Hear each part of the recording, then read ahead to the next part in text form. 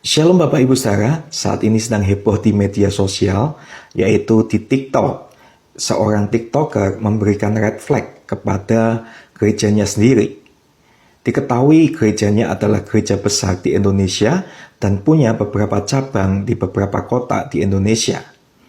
Nah, dikatakan bahwa oknum-oknum, bahkan banyak oknum di dalam gerejanya itu sering memaksakan kehendaknya untuk menjadikan orang lain itu menjadi anggota gerejanya. Dan ternyata bukan cuma mereka memaksakan orang lain untuk menjadi anggota dari gerejanya, tetapi banyak juga anggota-anggota gereja ini menyatakan bahwa gerejanya satu-satunya yang bisa membuat orang Kristen itu bertumbuh imannya. Nah, Bapak Ibu Saudara, seringkali banyak hal orang-orang Kristen itu tidak sadar. Mereka mengatakan dirinya melakukan penginjilan, tetapi sebenarnya mereka tidak melakukan penginjilan. Yang mereka lakukan adalah kristenisasi. Kalau kita ketahui penginjilan itu sangat berbeda jauh dengan yang namanya kristenisasi. Penginjilan memberikan peluang orang untuk menerima atau menolak Injil itu sendiri. Kita bisa lihat di dalam Markus pasal 6 ayat yang ke-10 mulai katanya selanjutnya kepada mereka, kalau di suatu tempat kamu sudah diterima dalam suatu rumah, tinggallah di situ sampai kamu berangkat dari tempat itu. Ayat yang ke-11, dan kalau ada suatu tempat yang tidak mau menerima kamu, dan kalau mereka tidak mau mendengarkan kamu, keluarlah dari situ dan kebaskanlah debu yang di kakimu sebagai peringatan bagi mereka. Jadi penginjilan itu memberikan kehendak bebas bagi orang yang menerima Injil untuk menerima atau menolaknya.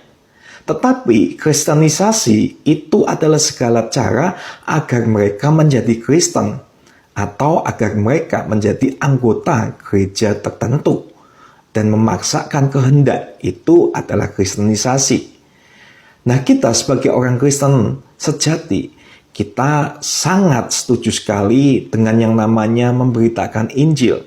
Karena memberitakan Injil atau penginjilan itu membiarkan Roh Kudus yang bekerja atas orang tersebut, dan orang tersebut yang memutuskan mau atau tidaknya menerima Injil yang ada.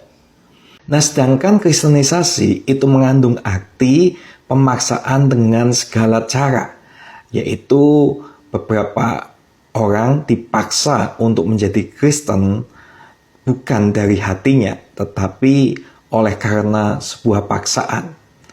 Nah, kita bisa lihat Bapak Ibu Saudara, zaman rasul-rasul dulu waktu melakukan penginjilan, rasul-rasullah yang dianiaya atau mengalami penganiayaan. Tetapi kalau kita bisa lihat, kristenisasi adalah orang yang menganiaya. Jadi orang yang melakukan kristenisasi secara tidak langsung adalah menganiaya orang lain karena memaksakan kehendaknya dan menganggap dirinya itu yang paling baik, paling suci, paling benar di antara orang lain.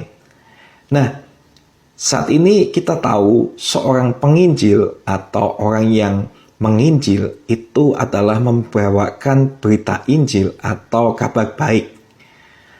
Injil atau kabar baik itu bahasa aslinya adalah evangelion. Nah, evangelion ini artinya adalah hadiah untuk kabar baik, dan itu sudah pasti dilakukan dengan cara yang baik juga, bukan dengan cara memaksa.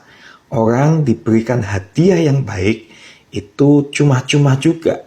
Tetapi kalau kita lihat kristenisasi itu biasanya ada motif di balik semuanya itu. Kita bisa lihat juga di dalam 1 Korintus 9 ayat 18. Kalau demikian, apakah upahku? Upahku ialah ini, bahwa aku boleh memberitakan Injil tanpa upah, dan bahwa aku tidak mempergunakan hakku sebagai pemberita Injil. Jadi Bapak Ibu Saudara, penginjilan itu sudah pasti tidak ada motivasi mendapatkan sesuatu atau upah. Tetapi kristenisasi, di balik semuanya itu ada udang di balik batunya, yaitu ada motif-motif yang lain.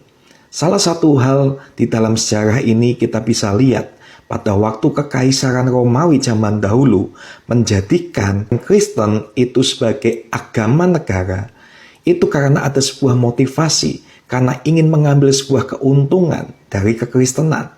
Nah, Bapak Ibu Saudara, gereja yang melakukan kristenisasi itu sudah pasti ada motivasi lain, yaitu mengambil sebuah keuntungan, bukan dengan tulus memberitakan kabar baik. Nah, seringkali dan kebanyakan itu dilakukan oleh gereja-gereja mega church karena mereka menampilkan apa yang di luar mereka merasa mereka punya kuasa untuk memperlebar kekuasaan sinode mereka atau gereja mereka. Ini persis pada waktu zaman dahulu Kekaisaran Romawi memakai Kristen itu sendiri sebagai agama negara untuk sebuah keuntungan-keuntungan. Tetapi kalau kita tahu penginjilan itu seperti yang rasul-rasul katakan, harusnya bukan motivasi untuk mendapatkan upah atau sesuatu, tetapi harus tulus murni dilakukan untuk memuliakan Tuhan. Nah, gimana cara menginjil yang benar? Yang seperti pernah saya katakan, kalau kita bisa lihat di dalam Matius pasal 28 ayat 19 dikatakan, karena itu pergilah jadikanlah semua bangsa muridku dan baptislah mereka dalam nama Bapa dan Anak dan Roh Kudus. Kalau kita tahu, kata pergi ini bahasa aslinya adalah poroeumai, yang artinya melangkah keluar, hidup atau kehidupan. Atau kalau bisa kita simpulkan adalah kata pergilah ini, yaitu kita harus melangkah keluar dengan membawa hidup kita. Kita harus dalam kehidupan kekristenan kita tidak cuma tinggal di dalam gereja, tetapi di luar sana, di sekolah kita, di kampus kita, di pekerjaan kita, di lingkungan masyarakat kita harus bawa hidup kita. Nah, lalu selanjutnya kita juga tahu kata jadikanlah semua bangsa muridku. Di dalam bahasa Inggrisnya terdiri dari dua kata, yaitu make disciple. Tapi di dalam bahasa aslinya memakai satu kata, yaitu makteu. Nah, makteu ini mempunyai arti adalah menyebabkan seseorang menjadi seorang murid dengan membuat orang tertarik dan ingin tahu lebih lagi untuk menjadi murid Kristus.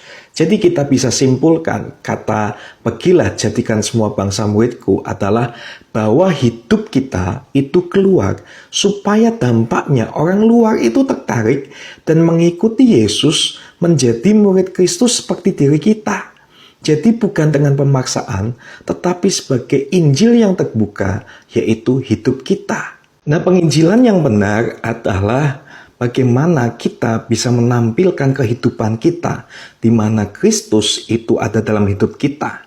Bukan menampilkan kemewahan gedung gereja, bukan menampilkan atau menonjolkan event-event atau perform dari gereja kita yang ada. Karena kalau yang namanya penginjilan itu cuma menampilkan perform yang ada, itu adalah kristenisasi.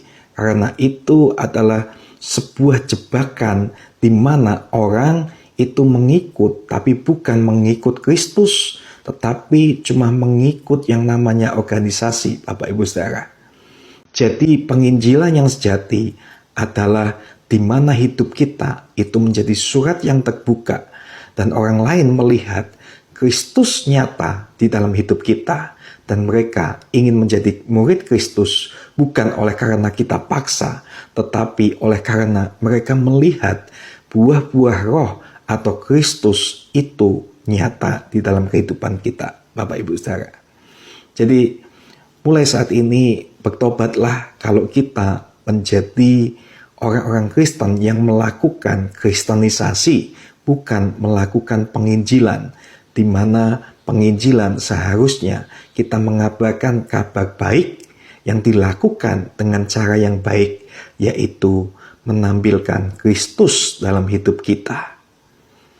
Saya rasa mari mulai saat ini kita setiap orang Kristen, gereja-gereja yang ada, mulai berkaca apakah kita saat ini melakukan penginjilan atau kristenisasi untuk sebuah keuntungan organisasi. Terima kasih, Tuhan Yesus memberkati.